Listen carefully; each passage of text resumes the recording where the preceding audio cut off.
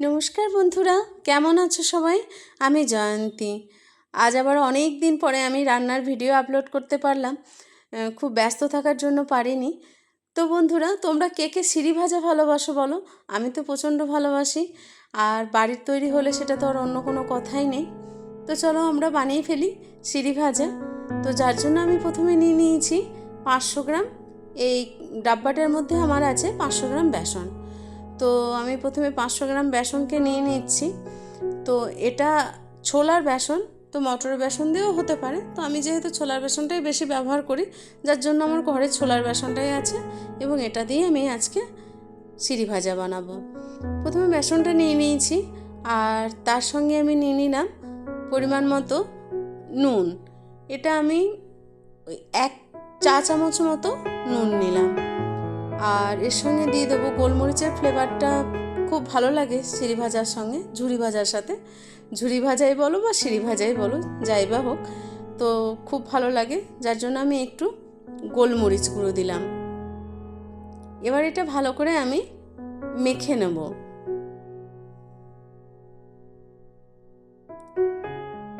বন্ধুরা, এটা চেলে নেওয়া যেতেও পারে। আমি চেলে নেওয়া হলো না, তবে চেলে নিলে ওই যে গুটলিগুলো থাকে সেগুলো আর একদম থাকবে না, ভালো করে হয়ে যাবে। কিন্তু আমি যেহেতু চেলে নেওয়া হয়নি, তো আমি ওটা হাতের সাহায্যেই আমি ঠিক করে নেব।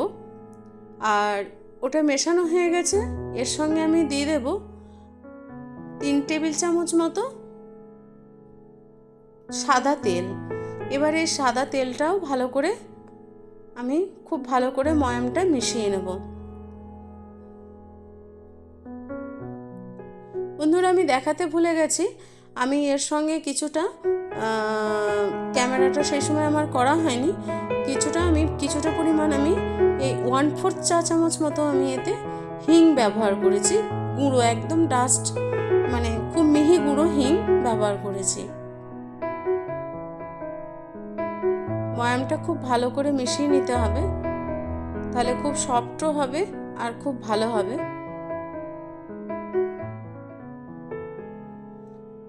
হয়ে গেছে বন্ধুরা, আমি ভালো করে ময়ামটা মিশিয়ে নিয়েছি। এ দেখো, এরপরে আমি একটু একটু করে জল মেশাতে থাকবো। এটা খুব পাতলা তো হবেই না, আর তোমাদেরকে দেখিয়ে দেবো যে থিকনেস আমি বানাবো সেটা আমি দেখিয়ে নেবো। অল্প একটু একটু করে জল মেশাতে থাকবো, একসাথে বেশি দিয়ে দেবো না, তাহলে জল বেশি হয়ে গেলে আমাদের সিঁড়ি ভাজা ভালো হবে না, ন্যাস্তা হবে, ক্রাঞ্চি হবে না।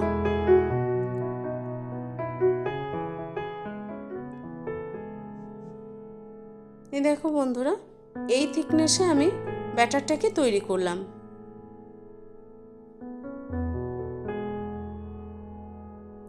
এর থেকে যেন পাতলা না হয় এটা খেয়াল রাখবে। আর এর থেকে যদি টাইট হয় মাখাটা, তাহলেও কোনো অসুবিধা নেই, কিন্তু এর থেকে পাতলা যেন একদমই না হয়, তাহলে ভাজাটা মানে কড়কড়ে হবে না। কড়কড়ে হতে মানে সময়ও লাগবে, তার থেকে পুড়ে যাবে কড়কড়ে হতে হতে, আর খেতেও তখন ভালো লাগবে না। তো আমার ব্যাটারটা রেডি হয়ে গেছে। এদিকে আমি এই ঝুরি ভাজা তৈরি করার মেশিনটা আমি ধুয়ে নিয়েছি, একটু ভিতরে জল দিয়ে দিয়েছি যাতে বেসনটা চিপকে না যায়, আর হাতেও একটু জল লাগিয়ে নিয়েছি, তাহলে বেসনটা ভালো করে হাত থেকে ছেড়ে যাবে। এইভাবে আমি বেসনটা এই মেশিনটার মধ্যে ঢুকিয়ে দেব। তারপরে আমি এটাকে ঢাকনাটা লাগিয়ে দেবো, যার জন্য আমি নিচের দিকে ওটাকে আনতে হবে।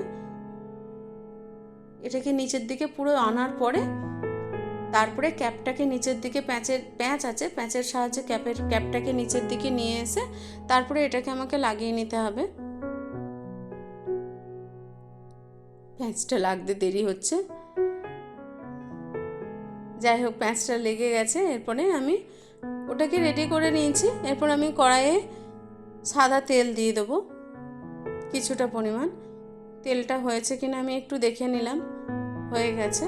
তো প্রথমে ব্রহ্মাজিকেও আমি খাইয়ে দিয়েছি। এরপরে আমি ঝুরি ভাজাটা এইভাবে ঘুরিয়ে আমি দিয়ে দেব।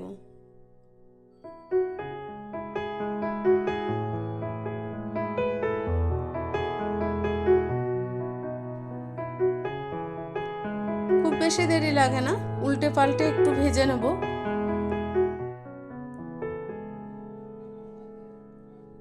এবং তোলার সময় অবশ্যই চেক করে নেবো যে ক্রাঞ্চি হয়েছে কিনা।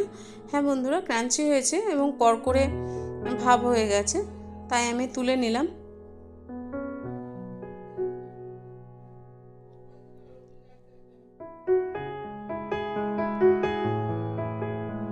তো এইভাবে আমি আবার পরপর দিতে থাকবো।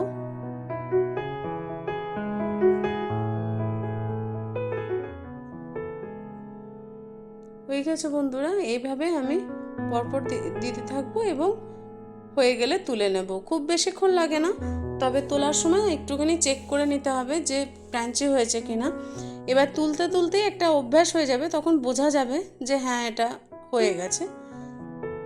তো বন্ধুরা দেখো, এইভাবে আমি পুরো 500 গ্রাম বেসন ভেজে নিয়েছি আর আমার এতটা পরিমাণ হয়েছে। এবার একটু এগুলোকে চাপ দিয়ে ভেঙে নিয়ে বোতলে ভরে দেবো।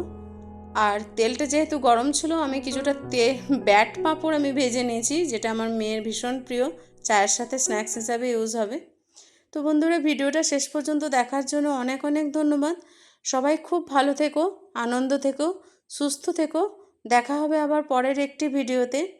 আর ভিডিওটি যদি ভালো লেগে থাকে অবশ্যই একটা লাইক, শেয়ার, কমেন্ট করে দিও। Thank you.